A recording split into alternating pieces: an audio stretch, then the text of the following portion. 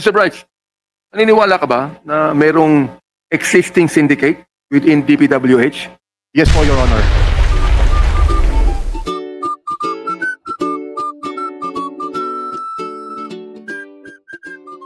Mr. Bryce, naniniwala ka ba na mayroong existing syndicate within DPWH where ang mga USEC, ang mga DE, ang mga RD involved, and they are complicit in the practice of ghost projects and repetition of title of projects every NEP, so that millions of government funds will be dispersed. Naniniwala ka ba na mayroong existing syndicate sa loob ng DPWH? Your Mr. Honor, in my own opinion, base lang po ito dun sa nakikita ko, yes po, Your Honor. Meron po. Kasama ka ba doon? Ako po, kagaya po ng sinabi ko, hindi po ako kumikilos ng hindi alam ng boss ko. Kumbaga lahat po ito utos sa akin Sino ng ang boss ko. mo? Si Boss Henry Alcantara po. Isabihin, kasama si Henry Alcantara sa sindikato ng DPWH. Sa pagkakaalam ko po, opo. Okay, meron ba mga ilang pangalan na pwede mong sabihin sa amin kung sino-sino ang involved yan? Mula USEC, ha? Ang madalas ko po kasing naririnig sa kanya is si Yusek Robert Bernardo po. Diba? Wala po. Yun po ay ang sinasabi niya about sa mga senatorial funds. So, ibig sabihin, lahat ng kanyang sinabi kanina ay kasinungalingan. Yes, Your Honor. Okay. Oh. Now, okay na ba yung picture natin na sinabi ni Mr. Bryce? Mr. Chair, if may I? Engineer Bryce, yes. The picture of the conversation of D. Alcantara and Senator Joel Villanueva, their disappearing messages was taken picture by one of my colleagues. So if I may, can we ask him to explain? Ano yan, Mr. Bryce, Mr. Chair? The picture was taken by someone else, Congressman Abante. Kaya unang-una, sino nagbigay ng mga, sa picture na yan, napapakita mo, sino ang involved dyan? Ikaw ba? O si Mr. Alcantara?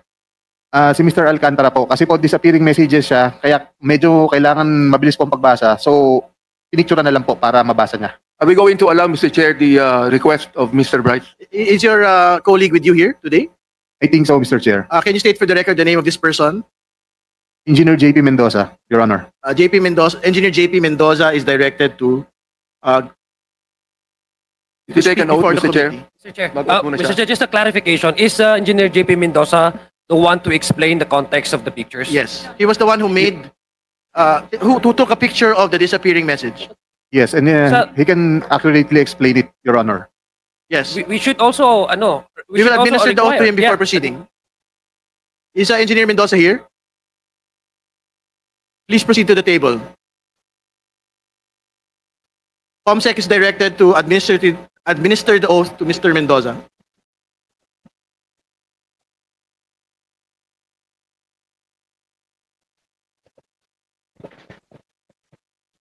Mr. Mendoza, please stand up and raise your right hand. Is Mr. Mendoza present? Please proceed to the table.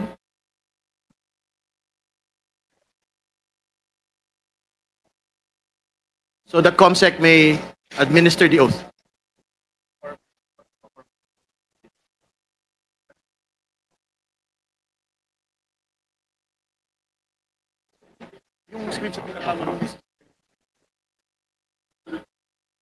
Yes, Mr. Mendoza is here. Please, COMSEC, please administer the oath. Please raise your right hand. Do you solemnly affirm to tell the truth, the whole truth, and nothing but the truth before this committee? Your Honor. Okay na yung picture. Okay na yata. Kita natin. Kita ask him. Yes, authority is given to the COMSEC to flash the pictures being referred to.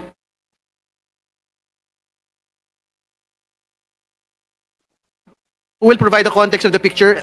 Is it going to be Engineer Hernandez or Engineer Mendoza?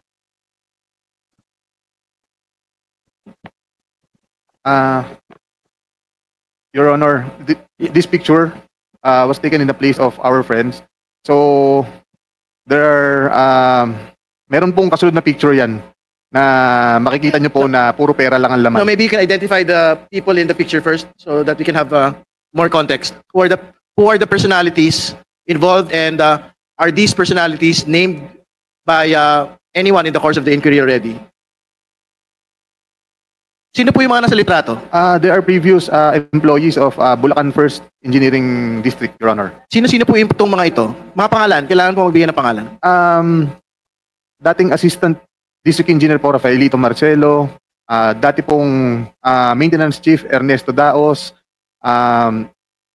Planning Chief Ernesto Galang, Administrative Officer Evelyn De Jesus, Chief Ruben Santos ng Materials and Testing, at yung accountant po namin na si Chief Jun Mendoza, at saka si District Engineer Henry Alcantara po, ang aming boss, at saka po si Mr. Chair. si Yusek Robert Bernardo po. Would it be possible kung may isa-isa, kaya bang ma-point yung mga faces on the Okay na screen? yan siguro. I think everyone, the names had been stated already. It's okay, Congresswoman ko. Thank you. Okay, we can proceed to the next picture, please. Yan po, sabi po nila, hindi po sila magkakilala. Baka naman po fan lang siya. Can we state for the record who the personalities in the picture are? Yung boss ko po, si Boss Henry Alcantara, at saka po si Senador na akala po niya ligtas na siya. Sorry, you have to have proper decorum, please. I'm We have to sorry. state for the record the name of the person and the occasion that we are talking about. I believe, Your Honor, ito po yung birthday sa Soler na ito nga po yung parang sa 10th po ng Soler ginawa yung birthday ni Senator Jinggoy Estrada po. Again, to be very clear, who are the personalities? Please state for the record in this picture. Si Boss Henry Alcantara po, at saka po si Senator Jinggoy Estrada po. Thank you. Next picture, please. So again, these are pictures with known personalities during the birthday of Senator Jinggoy Estrada. Is this correct? To be honest, Your Honor, I do not know when this picture was taken, but I'm just trying to show that Mr. Alcantara, Engineer Henry Alcantara, and Senator Jinggoy Estrada have met a couple of times already. And they appear, what do they appear? Do they appear close? And they appear super close, Your Honor. All right, thank you. Please proceed. Next picture, please. So, What is the context of this picture for the benefit of people that are looking? Can you describe who had taken this picture and kindly explain the context, please? kung maalala ko po, ako po ang nagpicture nito. Kasi dyan lang po ako nakakita ng ganyan karaming pera. First time ko po yan. Kaya pinicturean ko, natuwa po ako. And po, that's for inaayos po ni boss yan. Mr. For- Chair, sino yung taong yon na naka-blue? Can you state for the record, sino po yung napicturean na nakatayo sa harap po ng mga pera? Yung half body po, si Boss Henry Alcantara ko po yan. Okay. Kanino binigay ang pera, Mr. Chair? Kanino binigay ang perang yan? Sorry. Sige, pakikwento po muna yung, what is the context of this picture? Yan po, ang context po niyan is, kung makikita niyo po, magkakahiwalay po yung pera. May mga designated person po na pagbibigyan yan, Your Honor. So, Can he name them kung sino pagbibigyan ng mga perang yan? I'm sorry, Your Honor. sino po daw yung pagbibigyan ng mga pera po na yan, supposedly? Ito na nga po yung sinasabi ni boss na sa mga... Alright, next picture, please. Chair. Pwede lang po maklarify saan ang lugar at anong date ng picture na yan. Saan daw po yung lugar at saan yung date? Sa office po namin yan, sa Bulacan First District Engineering Office. Okay, napakalinaw po. May limpak-limpak na salapi sa district office mismo. Kailan? No? At kailan? I believe mga 2022 po or 2023 yan. Alright. Chair, meron namang mga paraan para ma-determine yung precise date. Diba? I think we Yung will get the Impor- metadata of this. Importante For po yun. submission, At to clarify, pasensya na po, to clarify lang po, normal po ba sa opisina ng gobyerno, ng DPWH, na meron ganyang files of cash sa mga transaksyon ng gobyerno? Please Sa mga respond. regular na transaksyon ng gobyerno? Please respond, Mr. Engineer Hernandez, please. All right. Just answer, please. Then we will proceed. Sa office po namin, normal po yan. Okay, next picture, please. Mr. Chair, just to clarify, Mr. Chair, Okay, Congressman Pakita nga Sutay. isang picture po. kay Engineer Bryce. Engineer Bryce, yung on the lower right portion ng picture. Can we go back to the Pakibalik picture? daw po. Yan, may papel, yung bond paper. Opo. Yung bond paper sa may nakasulat. Yan. Ano yan? Rundown ng project ba yan? Yes, Your Honor. Mr. Chair, mayroon akong tanong kanina. Alright. Sinabi niya, Next picture, please. sinabi niya na mayroong nakatoka na tatanggap niyan. Gusto kong malaman kung sino ang mga taong dapat tumanggap niyan. Alam niya eh. Your Honor, hindi ko po alam kung sino, basta kami po, inuutusan lang po na ayusin yung mga pera. Itong amount na to, para sa ganito, ihanda mo dyan, may pagbibigyan yan. Ganun lang po, sinesegregate po namin yung mga pera. Yun lang po. And the rest, kagaya nga po ng sabi ko, is ang Yan, politiko po, lumutad. politiko or yung proponent po, si Boss Henry lang po ang kausap. Okay, Ano next yan? picture. Mr. Chair, para ba yan sa project? Next picture. Can we explain? Mr. Chair, Well, para Congressman ba yan sa Tabate. project o sa tao? Bibigay ba yan sa tao o para sa project yan? Yes, Please respond. as far as my knowledge is concerned, ibibigay po yan sa tao. Yung nga pong tinatawag na proponent, nakausap niya. For that particular picture, alam po ba natin kung sino ang pagbibigyan? To be honest, Your Honor, hindi ko po matandaan na. Kasi Alright. that's way back a couple of years ago na. Okay, this is the next picture with another set of piles of cash. Ano po yung context nitong litrato pong ito? Ito po, kung ipinakita nyo, yung nakita po na pinakaunang pictures na marami pong tao, this is the same exact place. So, ibig ko pong sabihin dito, sa tambayan po namin yan eh. So, yan po yung, dyan po pine-prepare yung mga pera na for delivery with regard sa mga proponent na kausap ni Boss Henry Alcantara. Ano po yung ibig sabihin ng tambayan? Is this within the building of Bulacan First or is it a different area? No, private resident po siya na nilagyan po ng bilyaran na para we can hang out after office hours, ganun po. Within the vicinity of the ano lang po, of our office. Sino po yung rinenta ba yan o binili o merong may-ari niyan? Yes po, meron pong alam ko po kaibigan po ni Boss Henry Alcantara ang may-ari niyan. Alright. Pero hindi po, first, to be clear, hindi po ito sa building ng Bulacan First. Yes po, hindi po yan sa building ng DPWH. At hindi naman din ho si D. Alcantara ang may-ari, ibang tao.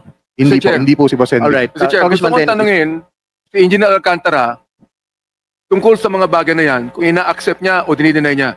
Napagkat kanina, marami siyang sinabing kasinungalingan eh. Engineer Sige, Alcantara, patapusin mo na daw yung mga litrato. patapusin mo Congressman na. Denny. Pero ba? Pero pa? Please, kumpletuhin daw muna natin yung mga litrato. Next slide. Alright. There is a text. Your Honor, I think this is a Viber message. yes, that's disappearing message, Your Honor. Can you read, Engineer Bryce, the name of the person that is there, that is stated in the Viber message, and the content of the message, please? Your Honor, if may I recommend Engineer JP Mendoza to read the actual message because he's the one who took the photos personally from our Boss Henry Alcantara. Alright. Sige po, pakibasa na lang po. This is the final slide.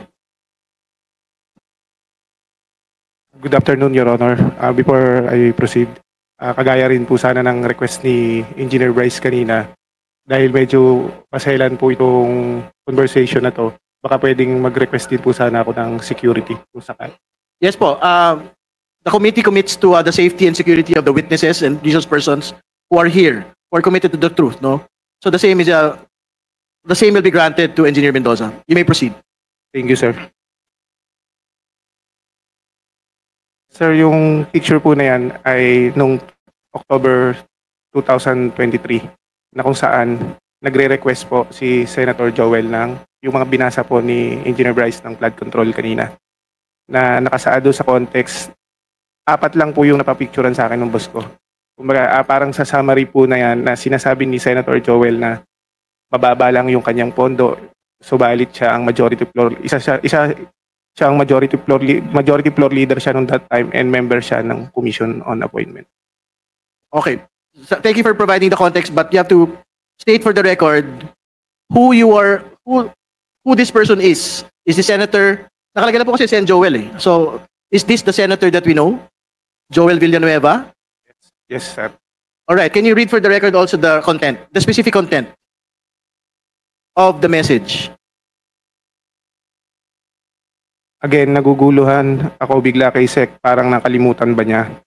Number 1, props sa flood control and all the efforts we put in. Number 2, for his CAA, his budget this coming year, etc.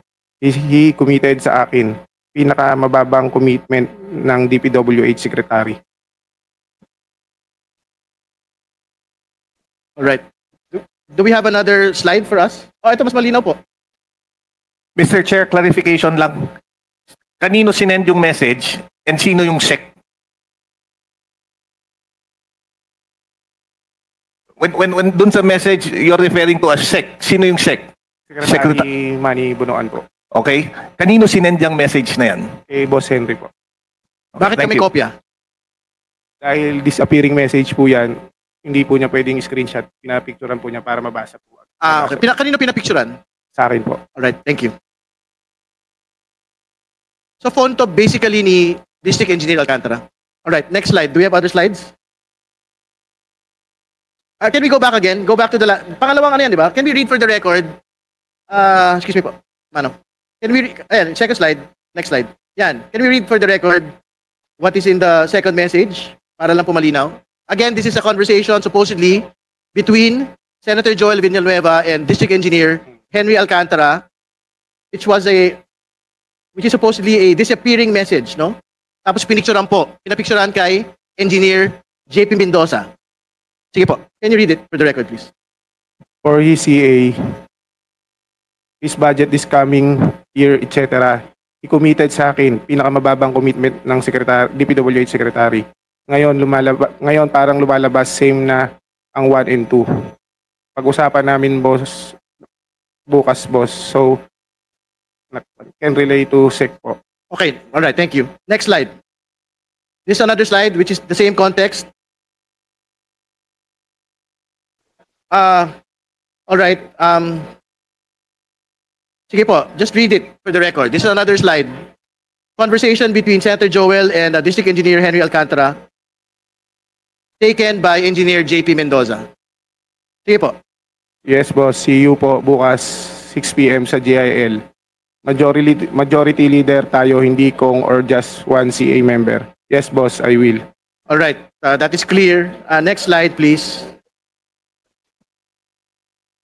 May atraso DPWH sa Sorry, I have to provide the context. Again, this is another screenshot. This is the fourth picture. Conversation between Senator Joel Villanueva and District Engineer Henry Alcantara. Picture taken by Engineer JP Mendoza. Please proceed with reading the contents. May atraso DPWH sa akin. So if he treats me na isa lang issue, he's not respecting me.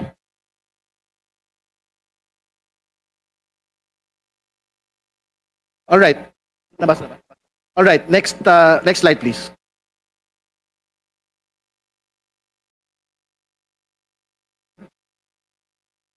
Who is this person? Who? That's from my phone, Your Honor. This is, maybe nagkabaliktad po. Yung susunod po ang una. Ito po. This was way back 2022. The time when Beng Ramos was introduced to me by my boss, D. Alcantara. And sinabi niya dito na may project na binigay si Boss Henry Alcantara sa kanya. So, from WJ Construction, yung ano po, yung tao. And related sa kanya si Miss Beng Ramos, which is staff of Senator Jinggoy. Dito po is conversation. So, excuse me, before proceeding, can we state for the record again who is Beng Ramos? Staff of Senator Jinggoy Estrada po. Staff of Senator Beng Ramos is a staff of Senator Jinggoy Estrada. Yes po, Your Honor. All right, please proceed. This was the time na meron pong project na binigay si Boss Henry Alcantara kay Miss Beng Ramos through Miss Mina of WJ Construction. So, yun po yung ginamit na license or contractor. At nandyan po yung pag-uusap kung kailan po magde-deliver ng obligasyon dahil kailangan po ni Boss Henry. Alright. Sige po. Okay. Okay. Alright. Sige po. We will give District Engineer Henry Alcantara, before proceeding to the different topic na po, we will give you the right to reply. Yung pong huling picture, wala naman pong binabanggit na ako po yan eh. Siya po ang kausap. Yung una po, yung kay Senator Joel, ang tanda ko po dyan, nagre-request po siya ng mga multipurpose building, yung secretary at that time. Tapos po, nung nandun po kami sa hearing sa Senate, kinausap ko po siya, sabi niya, nagre-request ako kay secretary, papalo up na lang. Ilan po yan, wala naman po nakalagay dyan na ako may transaksyon ng financial sa kanya. Nagre-request po siya, normal lang po, nagre-request po siya ng multipurpose building, additional po sana, para mailagay po sa Bulacan po. Yun lang po, Your Honor. Alright, thank you. Mr. Chair, 1 minute. Tanong ko lang, yung dun sa pera, ano explanation niya po? Your Honor, yung pera po na yun, yung nasa bahay na po yun, I think po, yan po ay pera ng contractor po na nakolekta, nagamit ang ibang lisensya, doon lang po dinala, at nagkatuwaan po na picturean po yan. That's not for the proponent, Your Honor. All right. Okay, we will proceed. Congressman, are you finished? I still have another question for this guy, please. Just- Okay. Congressman Benny.